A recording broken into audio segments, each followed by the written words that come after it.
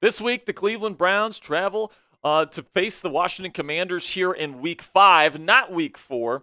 And I'm really excited here to talk about this football game because you guys know over the last 2 weeks on these previews, I have picked against the Washington Commanders, and I have been taking some flack because the Commanders have been playing so dang well. So I'm going to have my official score prediction at the end of today's show after we break everything down. So make sure you guys stick around to see if I'm still an idiot and pick the Washington Commanders to lose this week. Now, we will be going live for our watch party this weekend. We got some studio space here at Chat Sports during that portion of NFL Sunday. So we are going to be starting that at 12 p.m. Eastern Time, an hour before kickoff this weekend to get you guys going on Sunday. Really do appreciate all of your guys' support. So make sure you click that subscribe button to never miss any of our live watch parties. So let's get into this here. Not Week 3 matchup. F Joey in the chat for screwing up all these graphics, man. Week 5 matchup versus the Cleveland Browns at home. You finally return to a formerly FedEx Field here to get things going. Joey fixed it. Everybody spam Joey in the chat for getting that figured out for us. But, you know, the Cleveland Browns, they're coming into this season or coming into this week 1-3. It's not been fantastic to start this season, and we'll talk about what they've done to this point. But first, let's talk about what Cleveland does schematically, okay? Kevin Stefanski is their head coach, 38-33 overall record, but he's a two-time Coach of the Year. He won it just last year. The offense that he and new offensive coordinator Ken Dorsey run is kind of a hybrid between kind of an old school Shanahan, kind of outside zone, under center type of offense. And then also Ken Dorsey comes from the Earhart-Perkins kind of tree where it's lots of shotgun, lots of different QB responsibilities in the passing game, setting protections, audibles, all that stuff. So it's a hybrid, and it's let's just say it hasn't been super effective in Deshaun Watson's tenure there in Cleveland. Then you get Jim Schwartz, their defensive coordinator, who runs an aggressive 4-3 style of defense. He's got 2 defensive ends on the field at all times. He likes to really get aggressive. Lots of blitzing, lots of press man coverage, super physical style of defense that Cleveland's going to bring to the table. But to this point, Cleveland has not been playing super well. They lost to the Cowboys, who haven't looked great. Gave up 33 points to that offense. Then they beat the Jacksonville Jaguars, but the Jags are 0-4, so the fact that that's your only win is not a very good sign. And they lost to both the New York Giants, who we all know are absolutely terrible, and same thing with the Las Vegas Raiders. And the Raiders didn't have Devontae Adams or Max Crosby play in that game, and they still lost, which is extremely embarrassing for this Browns team. So they're definitely down bad, but they're definitely desperate here. So they're going to be bringing their A game against the Commanders this weekend. Some key offensive weapons here to keep your eye on. Deshaun Watson. We'll talk about him in my scouting report later, but very underwhelmed with his play since joining the Cleveland Browns. Jerome Ford Jr. will be their starting running back. Amari Cooper and Jerry Jeudy are going to be their main receiving targets, and David Njoku is their tight end, but he is dealing with an injury, so keep your eye on his status heading into Sunday. And then you look at the PFF O-line grades and ranks for this starting offensive line right now, and it's absolutely atrocious. I mean, the highest ranked guy at his position right now in terms of just pure percentage is Joel Bitonio, the left guard, and who's usually really good, but this year he's only got a 63.3 PFF grade, which ranks 42nd among guards, which just is below average. And you look at everybody else, and they're like in the bottom 10 or even bottom 5 in their position. It's just absolutely, embarrassing what this Cleveland Browns team is and what has become of this offensive line, because in years past, this has been the bread and butter of this Cleveland Browns offense, is having a good offensive line and a very strong run game. That has not been the case for the Browns to start this season, which is a big contributor to the slow start that this team is experiencing. Take a look at the trends here on where these guys rank in terms of the Browns offense versus the Commanders defense. And just as bad as the Browns offense has been this year, guys, you can say the same thing about the Commanders defense. All right, you can see right there that very comparable rankings in terms of how bad these two units have been to this point. They're both dead last in third down percentage, so it's going to be interesting to see which unit kind of wins out here. I'm starting to think the Commanders defense is going to do a little bit of a better job with all of this here, but it's going to be interesting. The Browns, the one thing that they do though, is that when they get into the red zone, they do score. They're first in the NFL in red zone score percentage there, so you got to be watching out for that. Then we get to the Commanders offense here versus the Browns defense. And obviously the Commanders offense has had a really good, especially last 2 weeks. Now, I want to see them score more in the red zone, but the reason why they're 15th is mostly because of that game against the New York Giants where they went, I think it was 0 for 6 in the red zone. So I'm not too worried about any of these figures for the Commanders. And the Browns, who had arguably the best defense in football last year, has regressed to, at best, an average defense here in year 2 of Jim Schwartz as being their DC. The key defensive weapons that they have in Cleveland right now, Myles Garrett, Denzel Ward is an excellent one-on-one corner on the outside, Zadarius Smith, Jeremiah Owusu-Koramoah, and then a couple of defensive tackles are pretty good in Shelby Harris and Dalvin Tomlinson. Now, the thing about Myles Garrett that's interesting here, guys, is that he is dealing with a foot issue. Okay, he is injured right now. He's playing through it, but there are worries that he's not going to be able to finish the season because he's playing with a lot of pain in one of his feet. And it's definitely affecting him on film. When you watch this guy from last season versus what he was doing or what he's doing this year, it's just not the same player. Plain and simply, I don't actually think he's going to make that much of an impact on Sunday because he just hasn't been much of an impact to this point for the Browns defense.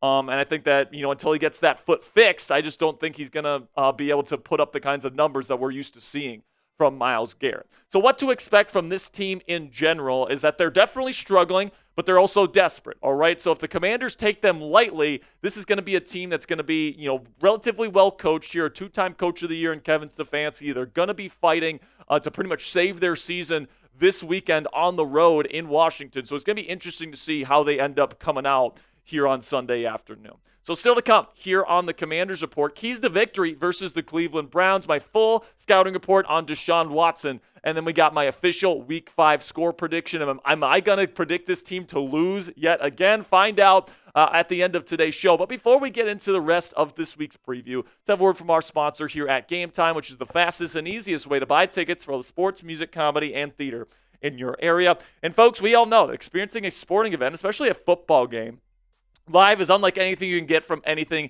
watching the game on your couch. And Game Time Picks is a brand new feature from our friends at Game Time, which filters out the fluff to show you only incredible deals on great seats so you don't have to waste time searching through thousands of tickets. It's a huge time saver, guys. I really do recommend it. And all you have to do is go to the Game Time app, find an event you want to go to, and select the Game Time Picks button at the top of your screen. And it's automatically going to do all the research for you. It's super easy to use. You get the lowest price guarantee on every ticket on this platform. Also, you get all-in pricing up front there so you guys don't get slapped with a crazy fee at the end of your experience. I hate when ticketing apps do that. Then also you get flash deals right before the event so that you guys can get even lower price tickets the longer you wait to the event. So if you're a procrastinator like me, you can get even lower price tickets with Game Time. And it really is the best ticketing app out there, guys. It's the only one I have on my phone. So take the guesswork out of buying tickets with Game Time today. Download the Game Time app, create an account, and use code CHATSPORTS for $20 off your first purchase. Terms apply. Again, create an account and redeem code CHATSPORTS. That's one word, all caps, CHATSPORTS, right down there in the bottom right of your screen for $20 off. Again, terms do apply just for that first purchase. Download Game Time today. What time is it? Game Time. First key to victory here is you got to make Deshaun Watson feel uncomfortable. All right, and Massage Boy has not been playing very well this season. He hasn't played well since he's joined the Browns. All right, and when you take pretty much 2 seasons off in the National Football League, things are not going to go your way. All right, this is a league where you need to consistently, keep up playing and, having all these different things. Watson has lost the magic that he had there in Houston. Right now, the only really strengths I can see in his game is that he's still got good size, over 6'3", can see over the middle of the field. The arm strength is still relatively impressive. Physically, he hasn't really lost it. But the thing that he has lost is the nuance, the feel, the magic that he had there in Houston, the playmaking, escape artist type of stuff, the pocket presence, the mental processing is okay, but it's certainly not a strength. And then the accuracy has fallen off a cliff since joining the Cleveland Browns. He used to be one of the more accurate quarterbacks in the league, despite being a big-time playmaker, throwing from crazy platforms and arm angles and all this stuff that he did with the Texans. None of that is a part of his game anymore, and he's kind of being forced to be a game manager type quarterback, and that's not really his game. So I have him listed as a bottom 5, probably a bottom 3 starting NFL quarterback right now.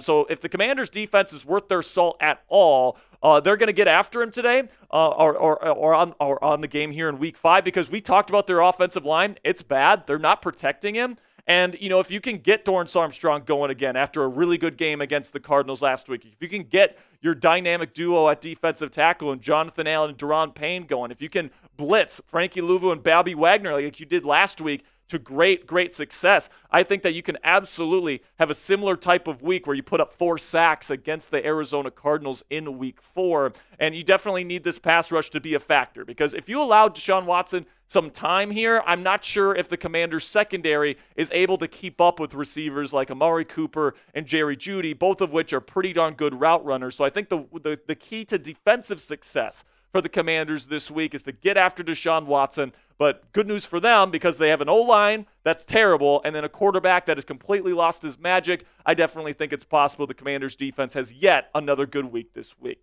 Then we get to my second key to victory here, and that's to get the run game going. This is a defense that has really struggled to stop the run to this point in the season. Right now, the Browns rank 22nd in yards per rush allowed, which is obviously not very good. And then just last week against the Las Vegas Raiders, who were on track to be the worst rushing offense in NFL history before last week, gave up 152 yards rushing to guys like Zamir White. I mean, it's just an absolute embarrassment. Brian Robinson Jr., Austin Eckler, if he's good to go, Jeremy McNichols, Jaden Daniels. I mean, this number 1 ranked rushing offense for the Washington Commanders is just going to absolutely eat against this Browns defense this week. It's a big key to victory. If they can get that run game going, the Browns aren't going to be able to stop them. Then we get to Jaden Daniels here, and we all understand just how hot this guy is right now. Pause, okay? This guy is absolutely on fire with the way that he has started his 2024 campaign. Arguably the greatest start for any quarterback in the history of the Washington football franchise. And you look at the completion percentage, that's an NFL record, 82.1 through 4 weeks.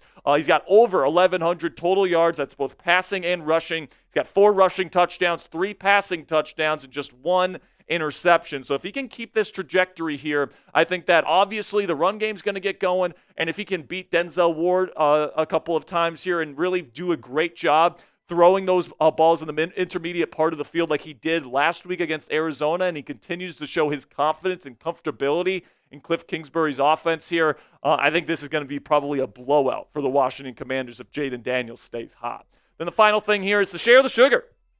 Listen, man, Denzel Ward is probably their best defensive player as we stand today.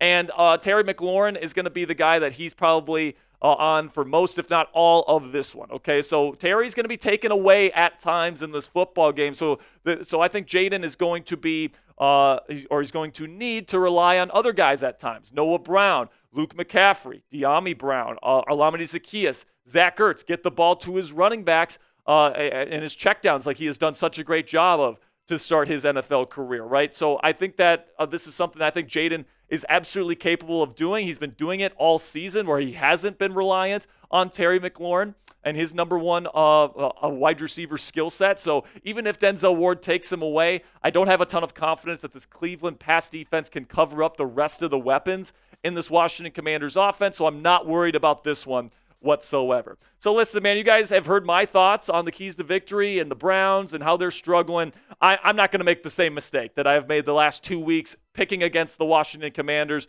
They've just been simply sensational. I'm going to pick them to get over 35 points again here. I'm going to put them at 35, 5 touchdowns, no field goals for the Washington Commanders against this really struggling Browns team. They're at home. They have a very good mismatch in terms of roster and how they're playing at this current point in time. Don't think Myles Garrett's going to be a big impact. And at the end of the day here, I do think the Browns offense gets into the end zone a couple of times, but it's not going to be at the level that the Commanders are going to be able to operate in this one. So I'm going to go 35-17.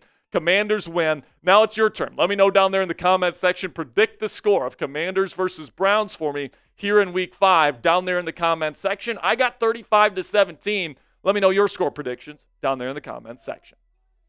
Make sure you guys click that subscribe button if you haven't already. I really do appreciate all of your guys' support. We got in-depth breakdowns and previews for every single game the Commanders play this year. Plus, we got live watch parties. We've got videos going out for free just about every single day, breaking down the latest news and rumors surrounding the Burgundy and Gold. So if you love this football team and you want to join us every single day to talk some Commanders football, make sure you click that subscribe button and join our family.